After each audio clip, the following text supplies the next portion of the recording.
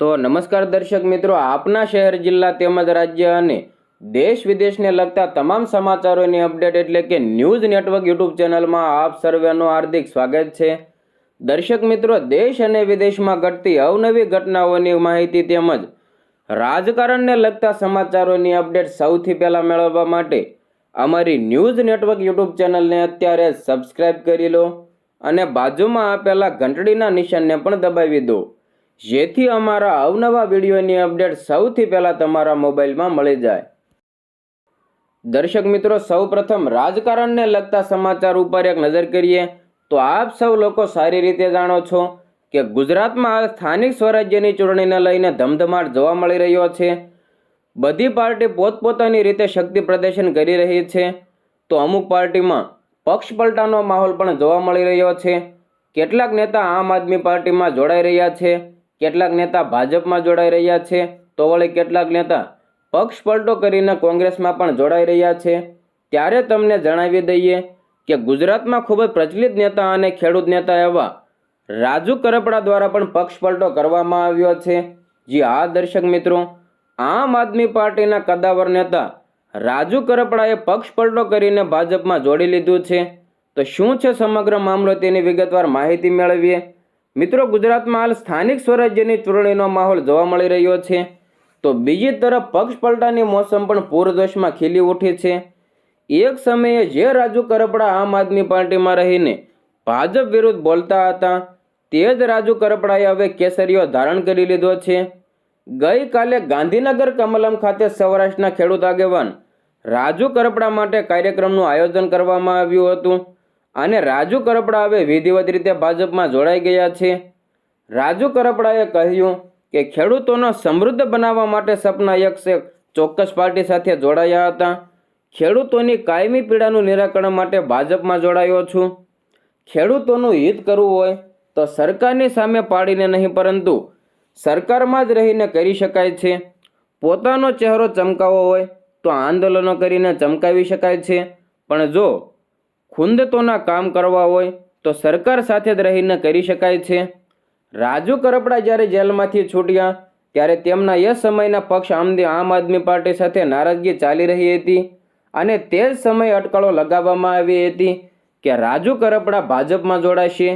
રાજુ કરપડા તેના છેલ્લા 8 વર્ષથી આમ આદમી પાર્ટીમાં જોડાયેલ હતા અને તેઓ કડદા કાંડ મામલે તેઓ જેલમાં ગયા અને જ્યારે જેલ બહાર આવ્યા ત્યારે તેમણે આમ આદમી પાર્ટી સાથે છેડો ફાડી નાખ્યો હતો.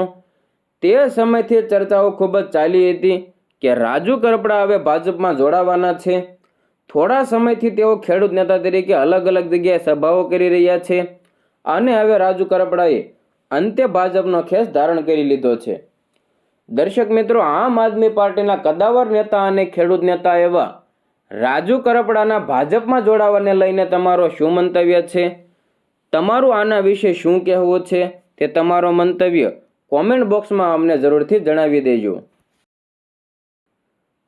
હવે મિત્રો, આગળ વાત કરીએ તો આપ સૌ સારી રીતે જાણો છો કે ગુજરાતમાં હાલ સ્થાનિક સ્વરાજ્યની ચૂંટણીને લઈને ભારે ધમધમાટ જોવા મળી રહ્યો છે.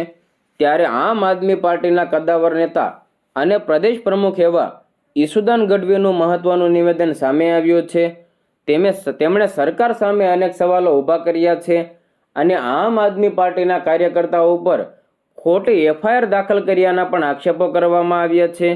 શું છે સમગ્ર મામલો, તેની વિગતવાર માહિતી મેળવીએ. તો રાજ્યમાં આમ આદમી પાર્ટીના વધતા વ્યાપથી ભાજપ એટલી બોખલાઈ ગઈ છે કે દિવસે ને દિવસે વગર કારણ આમ આદમી પાર્ટીના કાર્યકર્તાઓ, નેતાઓ અને ઉમેદવારોને પોલીસ દ્વારા અટકાયત કરવામાં આવી રહી છે. ઈસુદાન ગઢવી દ્વારા આ નિવેદન આપવામાં આવ્યું છે. સૌરાષ્ટ્રમાં વધુ એક ઉમેદવારની અટકાયત કરવામાં આવી છે.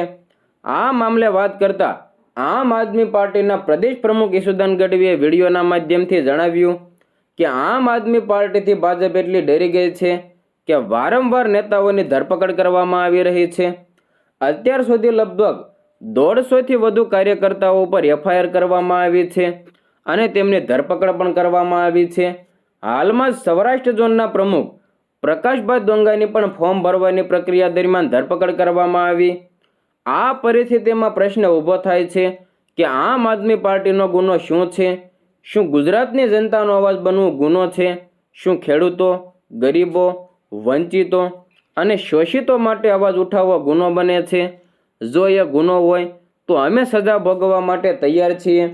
આમ આદમી પાર્ટીના પ્રદેશ પ્રમુખ ઈસુદાન ગઢવીએ વધુમાં જણાવ્યું કે ગુજરાતની જનતાને અપીલ છે કે આવનારી સ્થાનિક સ્વરાજ્યની ચૂંટણીમાં ઉમેદવારોને ડરાવવા અને ધમકાવવાના પ્રયત્નો થશે, છતાં પણ આમ આદમી પાર્ટી ડરવાની નથી અને મજબૂતાઈથી લડત ચાલુ રાખશે. મહેરબાની કરીને જ્યારે તમે મતદાનના દિવસે બૂથમાં જાઓ ત્યારે ઝાડુનું બટન ભૂલતા નહીં, કારણ કે ઝાડુનું બટન ગુજરાતની સમૃદ્ધિ અને સુશાસન માટેની નિશાની છે. જે લોકો લડી રહ્યા છે તેમને વધુ સમર્થન આપવાની નિશાની છે.